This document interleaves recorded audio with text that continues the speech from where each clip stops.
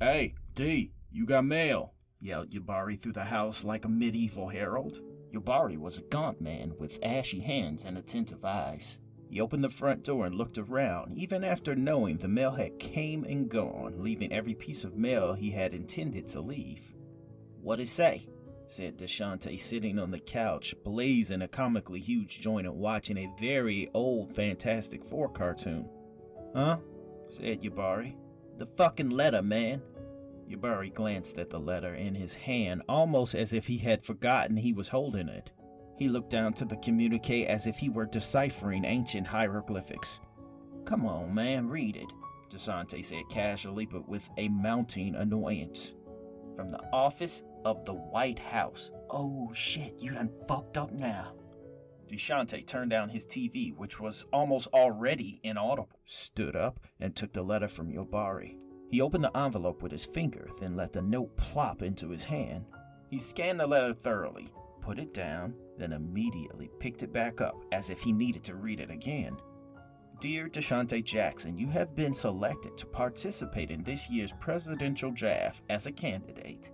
You will be contacted by phone, email, and sheriff's deputy within the next 3 days. Your campaign manager will contact you within 3 days after the date posted on this letter to guide you personally through the ins and outs of becoming a presidential candidate.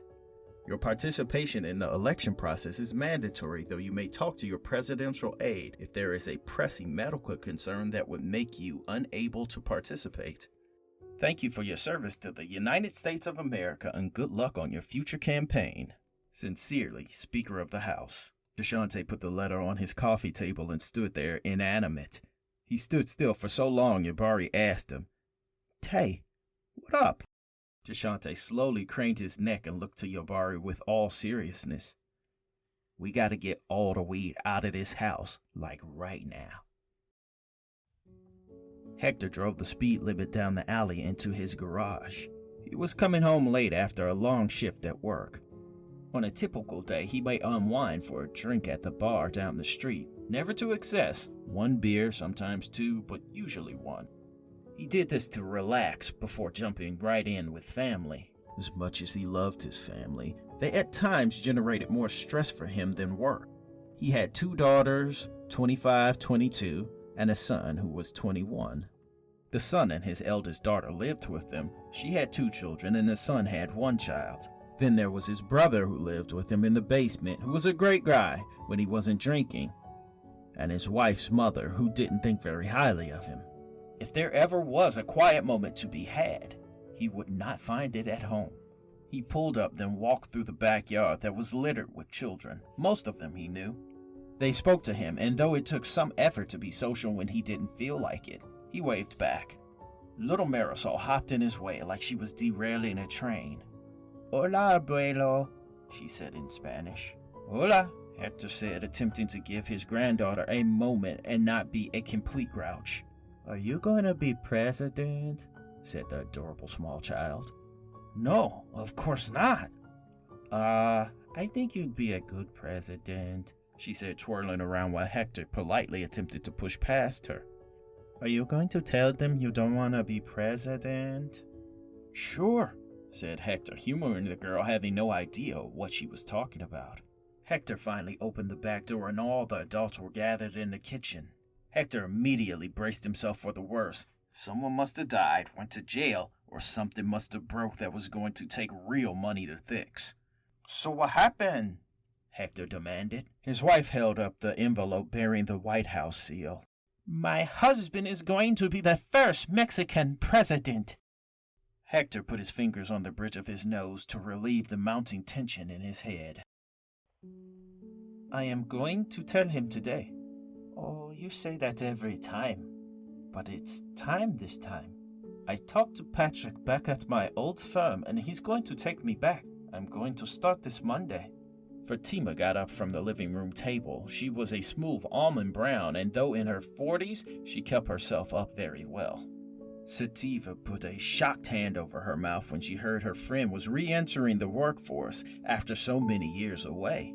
"Is there a reason you want to go back to work? Is Naveed having money problems?" "No," said Fatima, who fluttered in and out of the room like a bee. She expertly set and reset the temperature of pots simmering on the stove, then re-entered the room. Sativa hadn't stopped talking, nor had Fatima stopped listening. What if Naveed says no and puts his foot down? Fatima hadn't even considered her husband would do that, though technically speaking, he could. She shook her head dismissively. It won't come to that, trust me, she said, even though she was starting to doubt herself. Do you even remember how to do the job? It has been many years. Sativa, why are you trying to talk me out of this? Who is trying to talk you out of anything? I just wanted to make sure you are at your happiest. If you ignore your wifely duties, you are setting yourself up for hardship. Fatima only half listened to Sativa now. She wasn't throwing her religion away, but even she had to admit most of it didn't favor women. She heard the mailbox open and a note fell into the slot. She hadn't yet realized that she had more than one job offer that week. Hello, Hank. My name is Kevin Meltzer, and I'll be your campaign manager throughout. In 6 months' time, you will either be the President of the United States, or you will return to your normal life. Either way, here's what you can expect. We will train you in public speaking for 3 to 5 weeks, in which we will attempt to teach you what things you may want to steer clear of. You and I will work with psychologists, speechwriters, and other political analysts until you're ready, and once you know all the talking points, we will take the show on the road and attempt to pander to the demographic you best have a chance of winning. Are you dumbing some of this down for me? Hank said rather bluntly. Kevin smiled and didn't have a polite way to say yes, so he kept going. After you have a good grasp of your voters, we'll move on to people you're on the fence with, but close enough to get. Now, I don't want to speak too soon, but you have a very good chance of running away with this election. Why? Because I'm white? I wouldn't say, Kevin stammered to frame his comment tastefully. I'm fucking with you, Kev. I know it's because I'm white, Hank said with a slight chuckle. Kevin chuckled too, but it sounded rather fake the way he did it. Alright, so then we win hearts and minds, cover your talking points, then you're president. Well, shit, the way you make it seem, I already have this thing half in the bag. We'll see, but on paper, it looks good. It looks really good. So is there anything you can think of off the top of your head that may be a red flag? Hank thought for a moment before he said anything. I'm an atheist. Damn, is there any way you could pay lip service to some sort of Christian faith? Hank shook his head. No, I'm not lying about that for anyone. You talk all about getting into the White House. What exactly am I supposed to do if I get in there? Sorry, Hank. That's not my department. We have our 5 front-runners for the presidency. The names read as such. DeShante Jackson, Hector Pinto from Dima Nadiri, Hank White, and Chad Palmer. That seems a random set of names. Well, frankly, that's the entire point. In recent years, the office of the president has become a laughingstock. Shall we just go and further the issue and make it even more of a joke? One could say that. They could. Or they could call it a radical idea that is just the type of forward-thinking America was built on. When we call on people to serve in a jury, we do not consider it a joke, do we? We are under the assumption there is a certain level of responsibility that we bestow on an average citizen. Surely you can't believe picking 5 names out of a hat is the equivalent of picking a person to rule the free world. I can. We have been led to believe that the President of the United States needs to be filled by a person with some concept of politics or understanding of higher government. When in actuality, all you need to be president is be over 35, a born U.S. citizen, and have people vote for you. In picking these people at random, it assures us they did not seek the office of the president for an ulterior motive. The president is a civil servant, and thus it should be occupied by someone that approaches the position with a measure of duty and obligation. But how do we know these people are fit to do the job? The stress of leading a nation could break an ordinary citizen. Yes, it could, and the exact same could be said for any candidate seeking the office. I can't say that I agree, but all I can say is, it's happening. Who are these people that stand to inherit nuclear launch codes? So, you don't want to legalize weed, said DeShante's Hay. Nah, man. If we do that, that's cool. But I really don't need that to be my platform, said DeShante, blowing out a Gandalf-sized smoke ring from his joint. If they do legalize this shit, it'll be much harder to sell on the street. If you win the presidency, you'll have no need to sell weed. Man, let's get real. I ain't gonna win.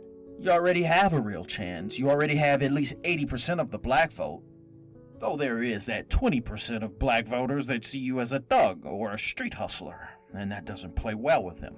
They have good instincts then, because I am a thug and a street hustler, and I'd probably set black people back 50 years just getting this far.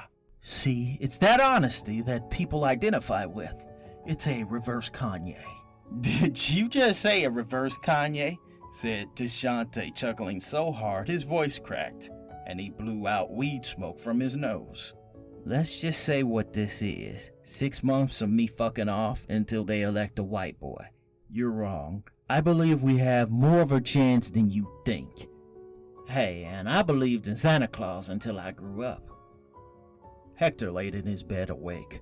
If he were having this much anxiety now, what would it be like when he had to decide to drop a bomb on some country, he thought. Are you awake? Said Maria sheepishly. Hector thought to lie because he knew what the topic of conversation would be about. What the topic of conversation was always about the past few weeks. He decided not to lie because he was no good at it anyways. I'm awake. I can't sleep either. I was just thinking what it's going to be like when we move into the White House. I already told Marika that she and her kids could live with us. Hector grunted louder than he wanted to. I know you don't like Manuel, but I figure you could give him a job on the Secret Service or something.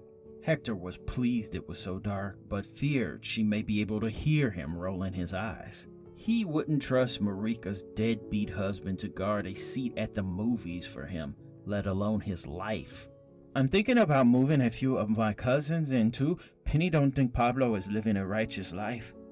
Why aren't you saying anything? I'm asleep, that's why. So you're sleep talking? Hector put his pillow over his head in aggravation. You know, I was just talking. I wasn't going to let nobody live there before asking you. That's why I'm telling you.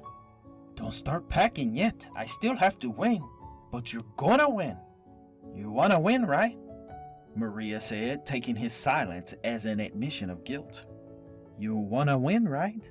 Hector took the pillow off his head. I wanna sleep!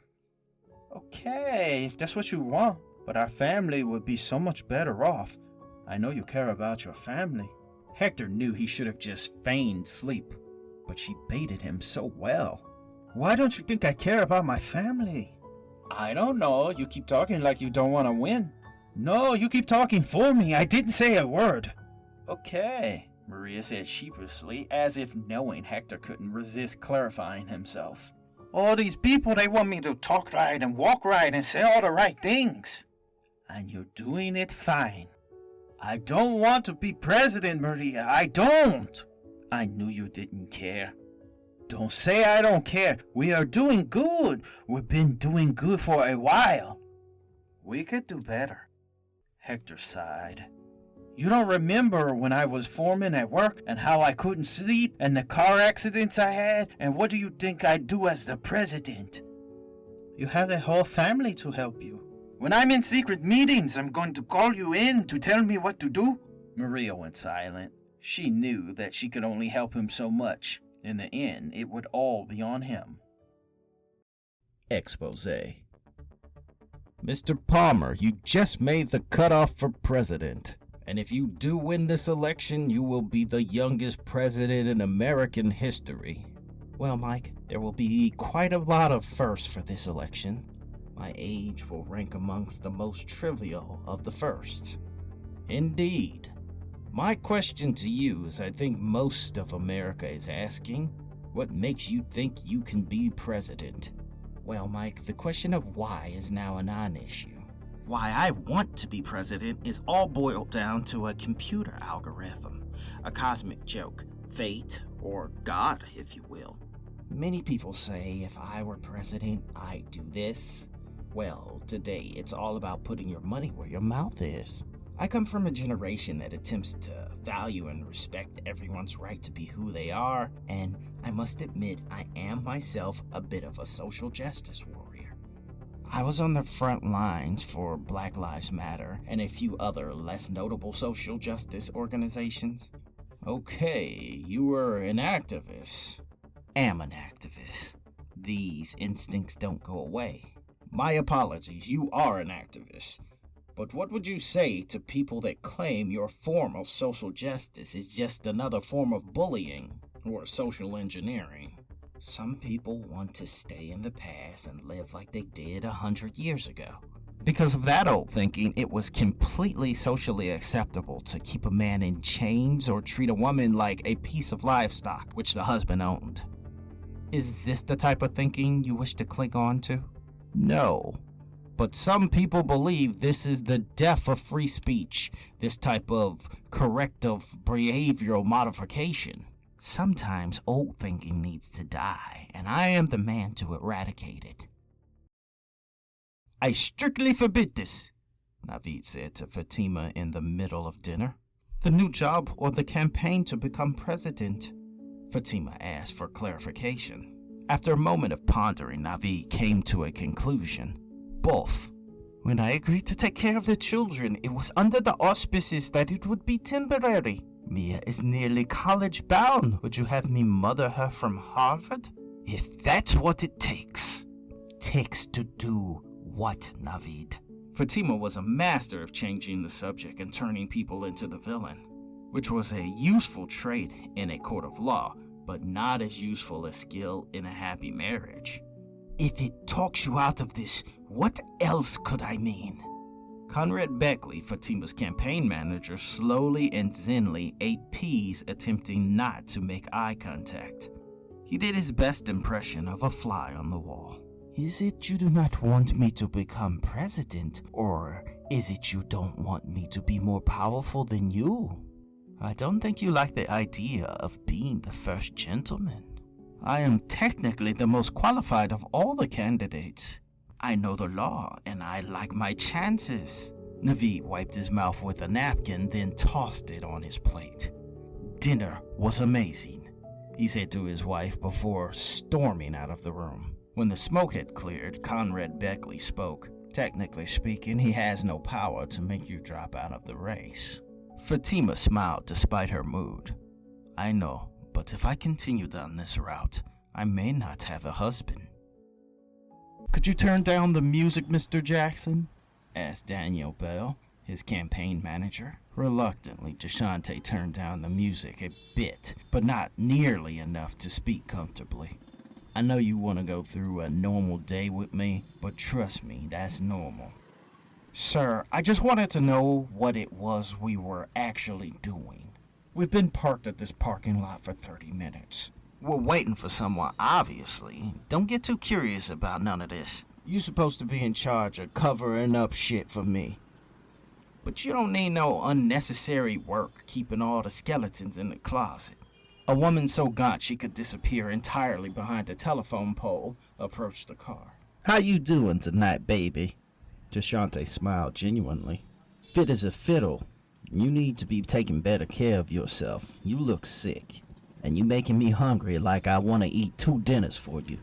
I gotta watch my figure, she said with a smile.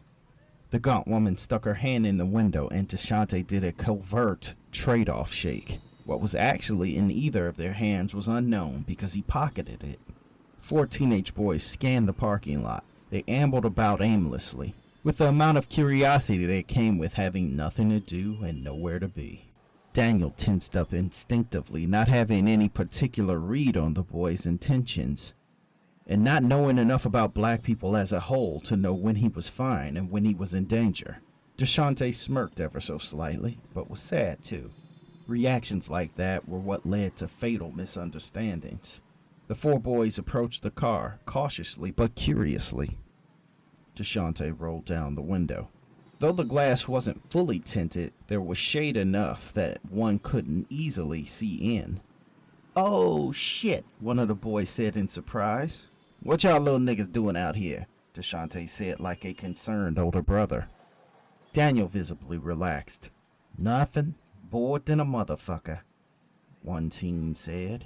Why don't y'all go y'all young asses home and play Xbox? I ain't got no games on Xbox. Why don't you hook us up with a job? Nah, man, stay in school. Don't be doing no wild shit up in the streets, said DeShante while going into his pocket and covertly thumbing through a wad of cash. He could have counted it in front of them, but he felt that letting them see money like that would only encourage them to get it the wrong way. He handed one of the boys a $100 bill. Run up to Target, get your ass a game, then go home. Shit. Alright, thanks man, good looking, one of the boys said happily. That's for all of you, so whoever house you hang out at, go get that shit. And if any of you little motherfuckers make the honor roll ever, I'll hook you up. I know I'll be keeping my money for that. The kids chuckled, though DeShante really hoped they'd prove him wrong. Who's the white boy? One of the teens just realized. Oh, him? This my lawyer. He helping me out. Y'all gonna see in a few weeks. The boys ambled off, with DeShante never to know if they actually went home, as he asked them. You see, we can use stuff like that in the campaign. So long as you never film it and people aren't used as props, go right ahead. Otherwise, nah. The rains on the plain fall mostly in Spain, said Hector. That's much better, Caitlin, Hector's campaign manager, said. Why you need me to lose my accent anyway? You know I speak good English. Caitlin shook her hand in a so-so gesture. It's easier for people to identify with someone who speaks eloquently. Trust me, you're gonna have a hard enough time with just the Spanish community. There are so many different variations that it may be hard to unify them all. So I don't talk white enough, Hector said. In a nutshell, why hamper yourself? You're a family man and a Catholic. That will play very well. But you think people will say I'll open up the border if I sound too Mexican? No. Well, maybe. But we have to accent your strengths. And we may not get there through oration in a few weeks. Did you hear what I said, Hank? I saw your lips moving. Just don't understand what's coming out.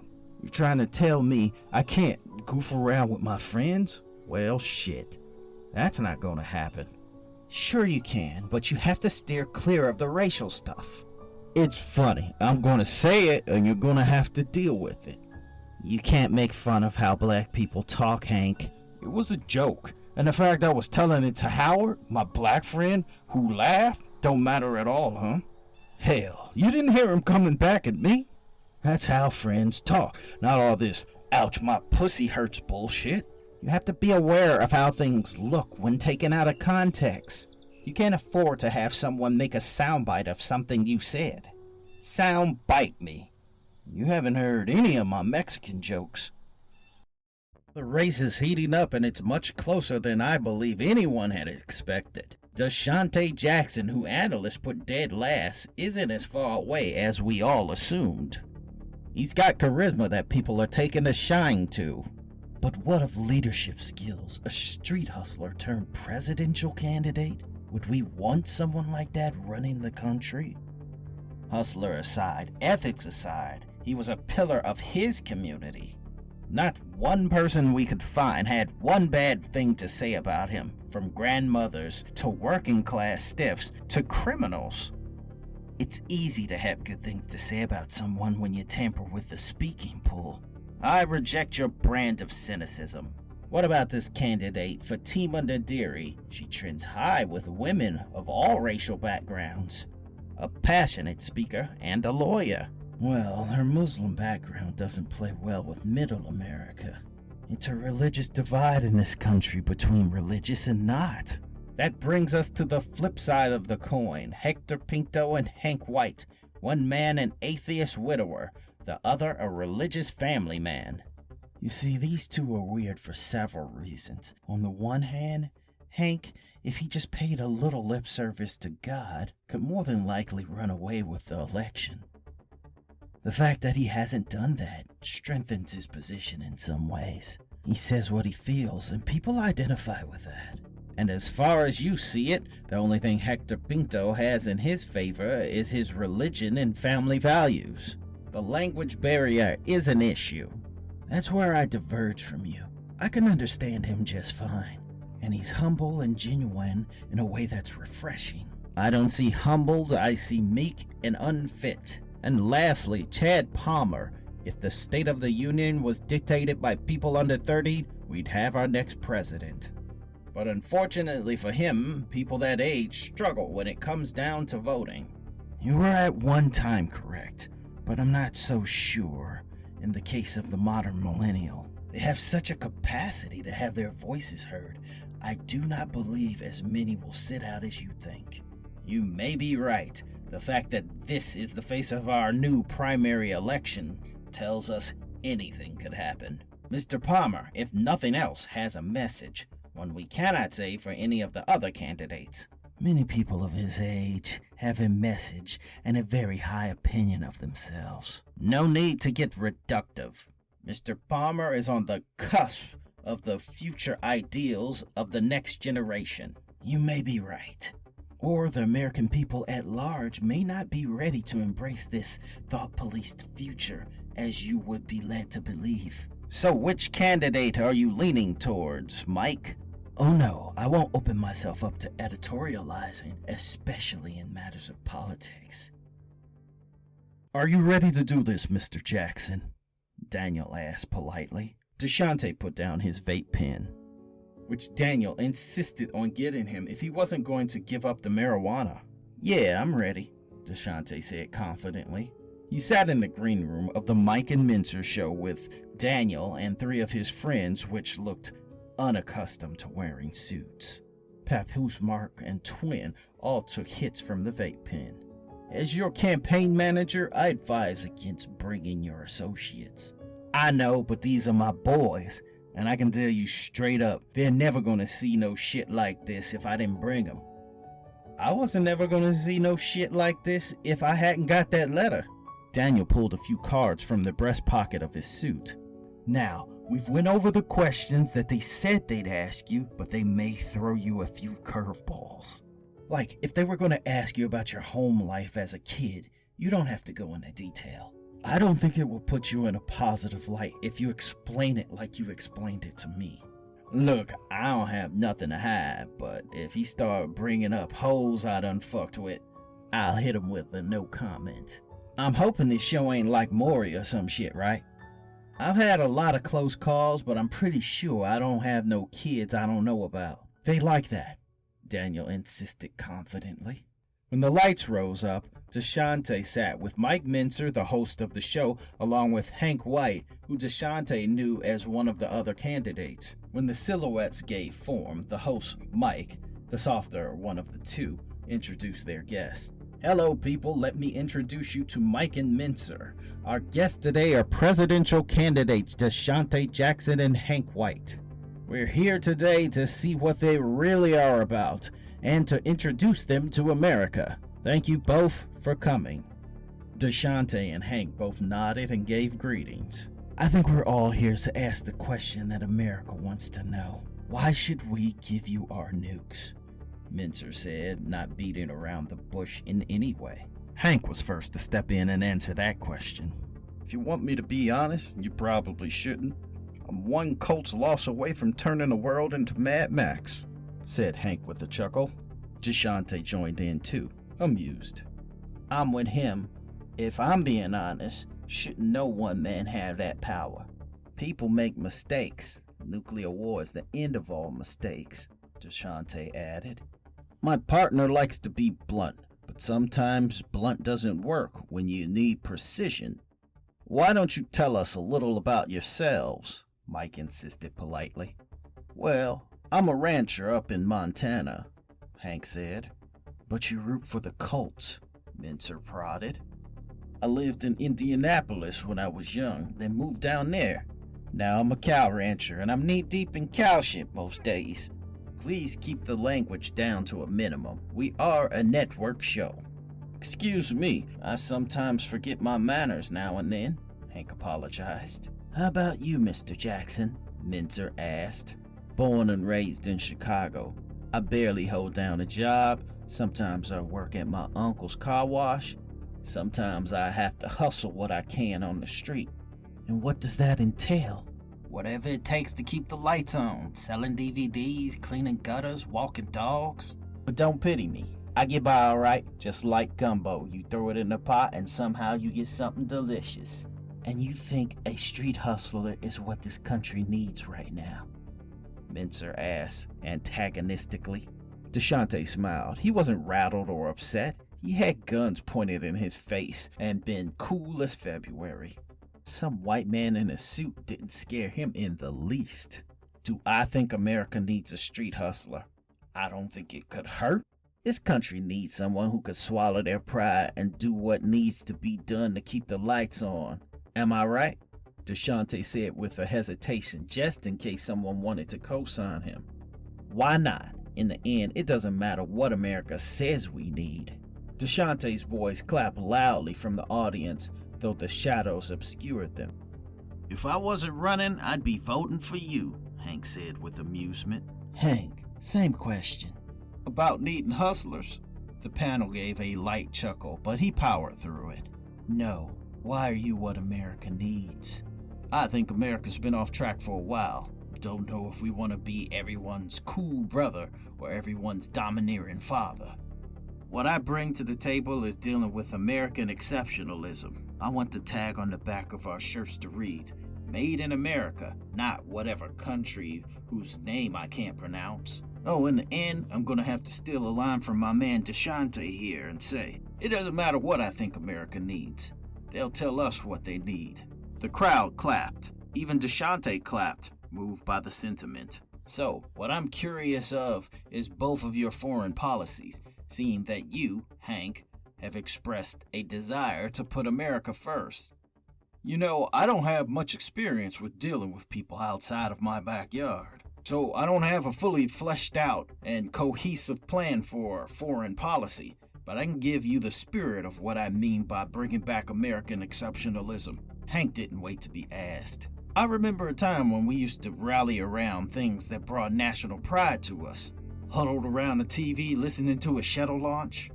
What is the analog we have for today? Terrorism, bombing other countries of people that don't look like us, or believe quite what we believe? I'm gonna stop you right there. Terrorists, said Mincer. How would you deal with terrorists, Mr. Jackson? Mincer made a superior smirk as if this would finally get the panic reaction he liked to prey on. Unfortunately for Mincer, DeShante didn't blink or hesitate. The question he asked was a curveball, but yet he wasn't even the least bit taken aback. Well, living in Chicago all my life in the roughest neighborhoods in America, I have a little something to say on that. I've been dealing with terrorism all my life. You can handle it one of two ways, do nothing and kill them with compassion, or go straight for the ringleaders and attempt to manipulate who get put back in their place. Technically speaking, America's been doing the second thing for years. Look at Africa and the Middle East. We fund the people we want to rise and take them out when they go off book. To me, modern terrorism isn't all that different from the formation of gangs. Here in Chicago, you had the Blackstone Rangers and Gangster Disciples. Now, initially, both these groups were created to help black people deal with police brutality. And yeah, black people been getting jacked up way before camera phones came out. The problem with these groups is that when they lost their leader, they ran amok. Then this is when all this gang stuff started getting out of hand. So you suggest we do nothing about it? Yes, in so many words, yes. You deal with who you need to deal with, but you don't go to war on terror? That's impossible. We're the world's big brother, and really just by us being there, we created more enemies to fight. So your solution is to pull out of all those countries and do nothing? Yes, we are creating terrorists by our very presence. So, bottom line is, we need to stop doing them dirty, and the terrorists won't exist. Everyone clapped, Hank included, and Mike. DeShante was unfazed and smiled, sure that Mincer hadn't assumed that people who were born in the streets didn't know how to pick up a book.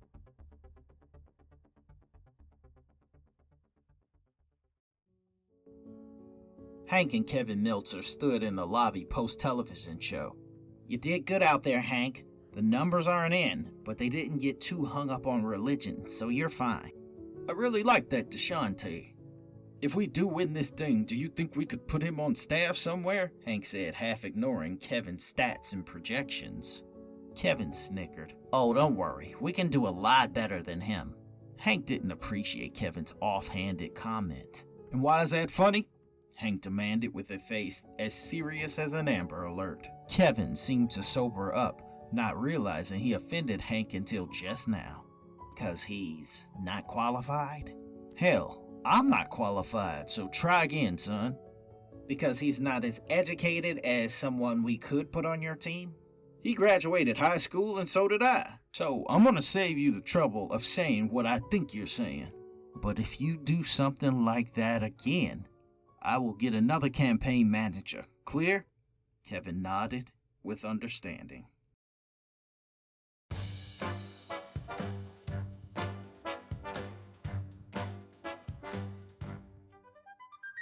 Thank you three for being here tonight on the show. Hector Pinto, Fatima Nadiri, and Chad Palmer sat on the huge late-night couch, along with Kendall O'Bannon, sidekick Jerry. Heated primary here. First ever American presidential draft, and if you were to win, you could be the first woman and Muslim to ever hold down the office. Fatima spoke up. Yes, I would. I am excited to go through the entire process. As I understand, you were a lawyer. Yes, and before I got drafted, I had just made arrangements to start back up. Isn't that the way? You have to have a job to get a job. Everyone chuckled loudly. And you, Hector, would be the first Mexican-American president to hold the office. Hector smiled, but seemed to freeze up slightly. He nodded several times before merely saying, Yes. Okay, I do look forward to your speeches. You get us out of there before the commercial breaks in. But in all honesty, do you think living in the White House would be an adjustment? Yes. Already everyone wants to move in. The crowd laughed and Kendall moved on. And you'd be the youngest president, Mr. Palmer. Yes, but I don't see age. I think me and my mirror have been doing it wrong. A lot of people are saying you are the voice of millennials everywhere. That may be true, but I never say that myself. What do you say about the American presidency as being a joke? A worldwide joke, some people believe, that the office could be held down by a coat rack with a fedora and it wouldn't matter. A fedora? Everyone knows fedoras make bad presidents. They play the national debt against the ponies, Jerry said, getting a laugh. I certainly don't treat it that way, Fatima was first out of the gate to say. If America didn't know something needed to change, we wouldn't be sitting here. All countries must adopt a method to govern. And when ran in the ideal way, every style of government works.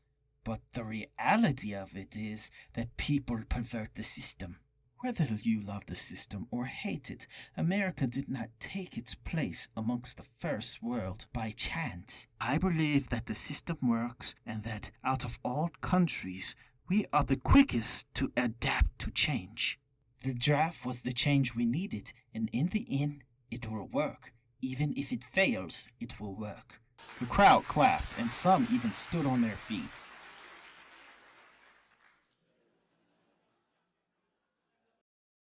I'm a single mom, said the generic TV commercial mom who was washing dishes. And I don't want to live in a world where I have to explain to my child why the president of our country makes racial slurs. There was a still frame of Hank White presented on screen and a grainy phone conversation played. That's why black people don't play hockey.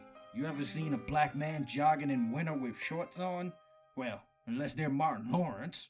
The single mom finished her last dish, then looked to her small child playing with blocks. I don't want to live in a world where that's okay. Do you? Kevin Meltzer clicked off the television. You got sound bit, Hank. Just like I said. Oh, that little twat. Hank said back, but not angrily, almost amused. There is an upside to this. Our investigators found dirt on Mr. Palmer. In college, he had a date rape scandal that got out. The charges were later dropped, but even the mention of sexual scandal could set him back. Nah, don't bother. I'm not doing that bitch shit. I don't believe in it. DeShante spoke up from the couch he was sitting on. After the Mike and Mincer show, the two have been meeting up on a semi-regular basis to talk strategy, but most of their sessions devolved into them shooting the shit and drinking.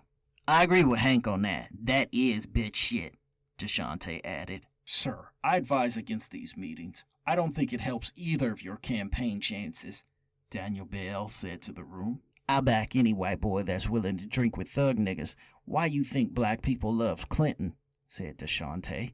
And I'm willing to drink with any black man who won't steal my wallet, Hank said jokingly while raising his glass. DeShante laughed so hard he stomped his foot. Chad is a poser. He uses people to further his goals and make himself look good. And the only reason he went for Hank first is because Hank is really his biggest threat, and also his easiest target. A straight white man?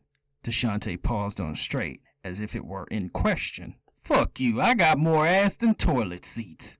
Yeah, maybe in the 70s before females shaved, DeShante cracked. I think you need to let him wear himself out, and if you fight back, you're gonna give him steam.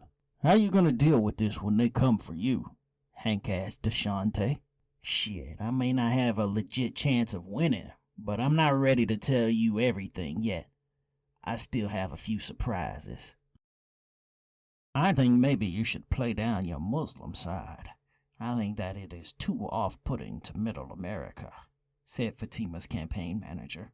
I agree, but if I disregard it altogether, it would be seen as insincere. I agree. Maybe a few scenes of you shaking hands with people at a mosque. Is there anyone you believe we can bring down some? DeShante Jackson. He is an easy mark. I doubt he has a chance. To say too much about him may seem cruel, though he is almost too easy to pass up. Maybe just a few stray words to come off as matter-of-factly, Fatima said. I don't think you're doing too well. On Mexican language television, your numbers are amazing, but when you're placed with the other candidates, people seem to think you melt off into the scenery. I have to agree, you're doing a poor job of getting your message across. And what exactly is my message? Hector questioned. Family and Christian values. You are the only candidate that has them. You need to capitalize on the fact you are the only openly Christian candidate out of the lot. How would I do that? You show America how unchristian all the rest of the candidates are. You mean attack at them? Hector said naively. Yes, just a few friendly jabs, nothing too bad. I don't know. I don't like where this is going. You don't know politics like I do. This is just how the game is played. The Mexican set a flamethrower to the room. Mexican-American, Chad corrected his campaign manager. He mentioned your college allegations, called DeShante Jackson a pimp, Hank White an atheist capable of any depravity, and Fatima Nadiri basically a terrorist for being Muslim. Fatima isn't going to come back from that, and DeShante never had a chance anyway. But you, this may actually hurt. I do not know how exactly we can attack him without it looking bad. Hank is the only white man in the race other than me, so him I could get easily. I can't say anything about anyone else without coming off like I'm flashing my white privilege card. I do respect a hard-working Mexican-American man who carries the weight of his entire family on his shoulders, but dude, he came at me. Marvin Gaye's Let's Stay Together played, coupled with a gallery of pictures of DeShante Jackson shaking hands, attending barbecues, standing on corners, talking to the downtrodden, who appeared to be in very good spirits now that he came around. The steel frame showed grandmothers, thugs, drug addicts, white businessmen, high school students, all wearing smiles that were too genuine to be faked, each person having shared a real, unscripted moment of connection to a genuinely charming man. Mike stopped the video with teary eyes while Mincer's gaze was hard and unconvinced. Come on, you fell for this manipulative drivel? I'm almost sorry for you. Excuse me for having a heart and see a community and a city touched by one man's presence. A picture is a picture which says nothing about a man's character. That's where you're wrong. I can't name the amount of politicians that could get those sort of reactions from people. Okay, so he's charismatic. That doesn't qualify him for the highest office in the country. Realistically, Fatima Nadiri is the only one of these people that has any experience with the legal system, and possibly Chad Palmer if you dare to count his activism. Yet Hank and Deshante seem to be the only two that refuse to go negative. That speaks highly of their character. Or they know they can't defend themselves, which is why they can't attack back. I'll say this, Deshante's ad was literally the only ad that affected me in any way. All the others were more of the same. A good commercial doesn't make a good president. When we begin the first round of debates, we'll see who has substance, not style. Fatima paced nervously backstage while Naveed sat on the red couch with arms folded in a death grip. Fatima ignored him completely. She knew his objection, noted them, then dismissed them. She had to run. Not only was it her civic duty after 6 months of campaigning, she truly believed she may have had a chance and she actually wanted to win.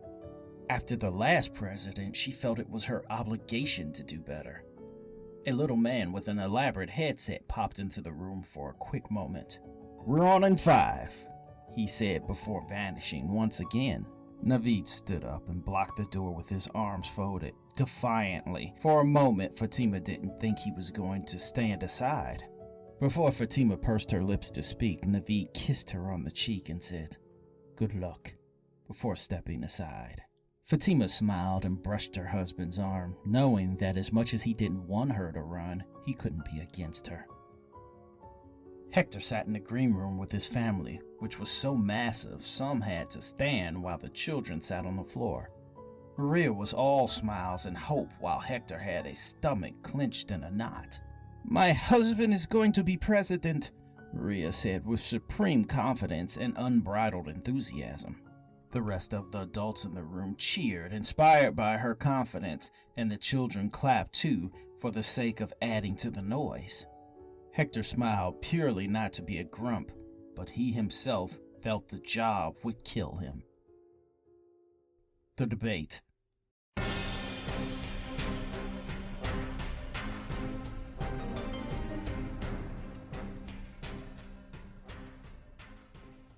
The mediator explained he was from an impartial organization, then laid out the parameters of the debate, 5 minutes, etc., politeness and respect.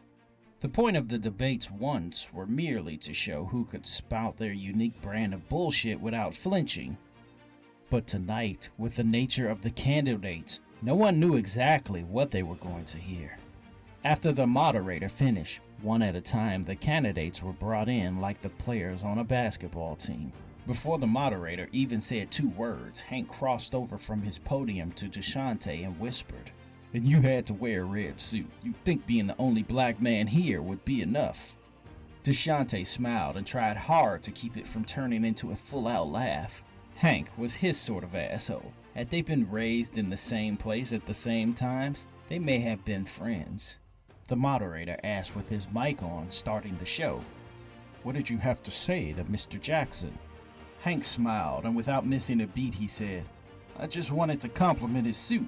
The moderator took time out to inspect it for himself before saying, An interesting choice.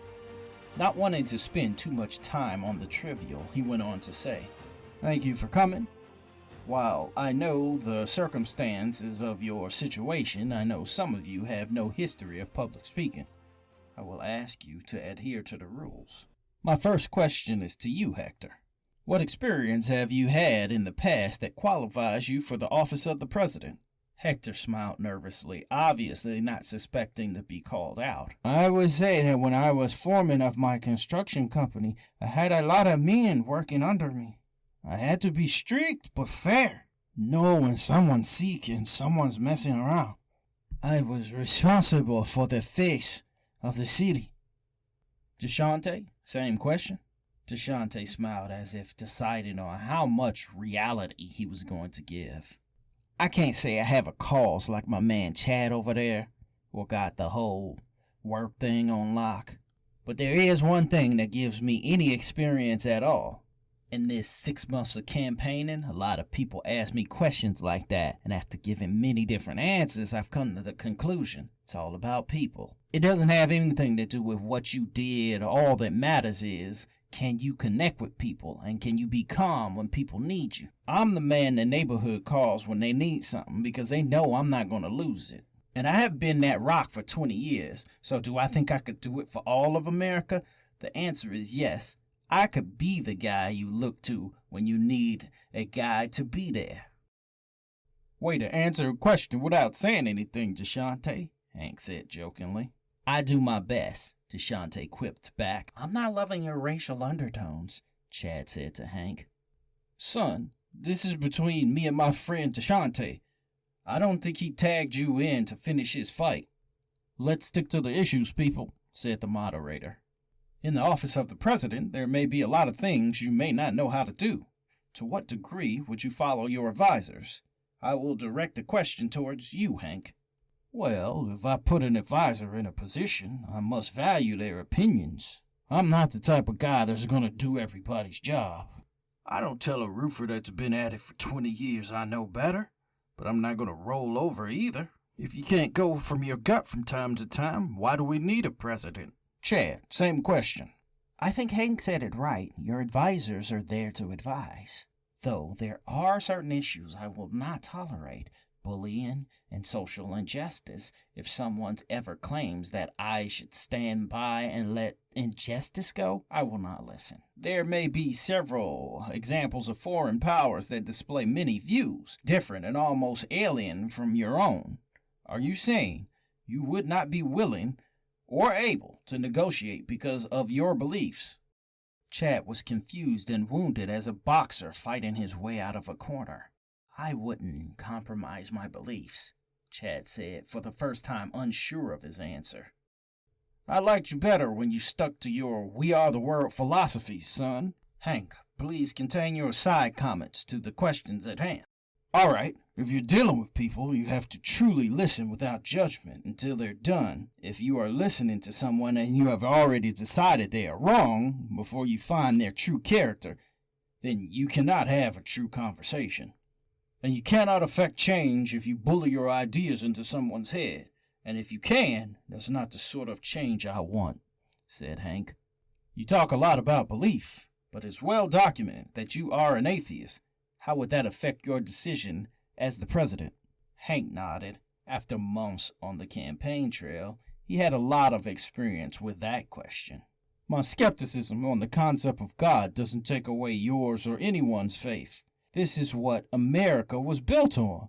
You can believe whatever the hell it is you want to believe, so long as you obey the laws.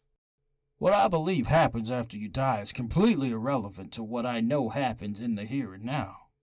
What about when it comes to putting people's lives on the line? Would that affect your decisions knowing there is no afterlife? Fatima asked politely. Oh, I believe it would absolutely affect my decision to put young men and women in mortal danger. That would mean I'd never do it without cause, and even then, I'd need an absolutely necessary cause. And also, not to get into a theological discussion, but just because I do not believe in God does not mean I do not believe in an afterlife.